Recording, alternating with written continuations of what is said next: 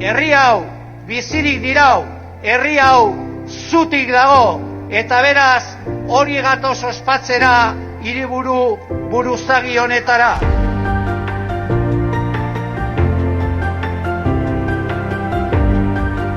Oraindik bidea gelditzen zaigu egiteko, naziotik estadu izatera juteko.